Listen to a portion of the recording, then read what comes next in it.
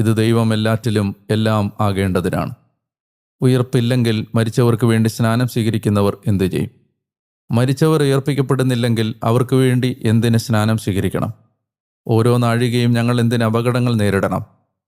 സഹോദരരെ, നമ്മുടെ കർത്താവായ ക്രിസ്തു യേശുവിൽ എനിക്ക് നിങ്ങളെ പ്രതിയുള്ള അഭിമാനത്താൽ ഞാൻ ഉറപ്പിച്ചു പറയുന്നു, ഞാൻ ദിവസം തോറും മരിക്കുന്നു.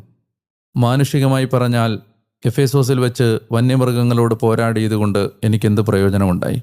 മരിച്ചവർ ഉയർപ്പിക്കപ്പെടുന്നില്ലെങ്കിൽ നമുക്ക് തിന്നുകയും കുടിക്കുകയും ചെയ്യാം, കാരണം നാളെ നമ്മൾ മരിക്കും. നിങ്ങൾ വഞ്ചിതരാകരുത്. ദുഷ്ടസംസർഗങ്ങൾ സദാചാരം ദുഷിപ്പിക്കും. നീതിബോധത്തോടെ സമചിത്തത പാലിക്കുക. പാപം ചെയ്യരുത്. ചിലർ ദൈവത്തെപ്പറ്റി അജ്ഞരാണ്. നിങ്ങളെ ലജ്ജിപ്പിക്കാനാണ് ഞാനിത് പറയുന്നത്.